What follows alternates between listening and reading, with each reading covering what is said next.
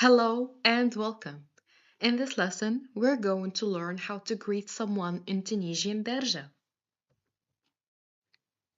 Greetings are the first thing you learn in any language because they help you start conversations and connect with people. By the end of this lesson, you'll know how to say hello and ask how someone is doing. Let's begin. In Tunisia, people often greet each other very warmly, sometimes with a handshake, but very often with cheek kisses between friends and family.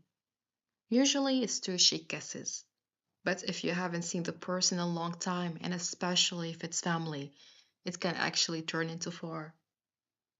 And honestly, this causes a lot of turmoil for us Tunisians because there's no universal agreement.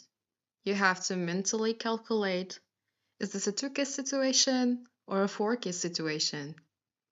And if you guess wrong, well, you just have to commit and adapt as it goes. Now, for verbal greetings. One of the most common ways to say hello in Tunisia, it's not marhaba, it's not hala, it's aslema. Aslema is the most common way. Or ahla. Repeat after me. Aslema. Aslema. If you cannot pronounce the A letter, no worries. You can say aslema and be completely understood. The other way you can say hello is simpler, I believe. It's just ahla. Repeat after me. Ahla. Great. After you greet someone with either aslama or ahla, people usually ask how you are doing. And there are two common ways as well to say this in Tunisian Darja. The first way is saying labes. It literally means, are you well? Are you okay? Repeat after me. Labes. Again. Labes. Good job. Another very common expression is also شنحوالك. شنحوالك. Technically speaking, this is the shortening of two words, which would be شنيا أحوالك, which would translate to what are your states. So in short, how are you? Now, repeat after me. شنحوالك. One more time. شنحوالك. As well, if you cannot pronounce the ha letters, no worries. You can say it as شنحوالك.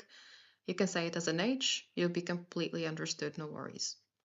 Now, if someone asks you شنحوالك, you can simply answer with لاباس.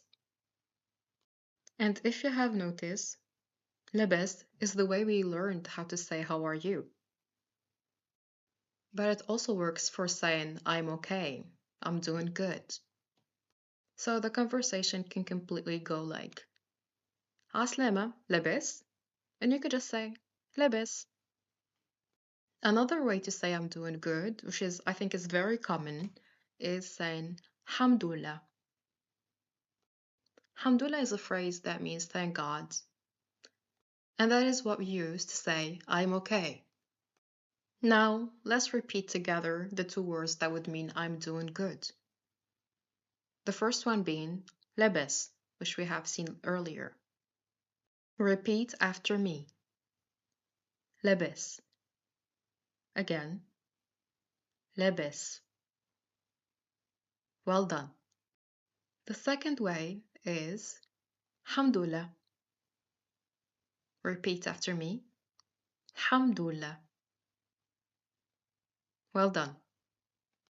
If you have noticed, the answers were positive because generally speaking in Tunisia, when you ask someone "شنحوالك" or if you ask them "لاباس," it's counted or meant as a greeting.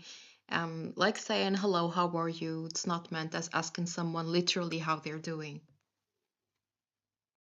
But occasionally you do get the answer so-so, So I would love to present that as well. To say so, you could say Akeka bara. Repeat after me.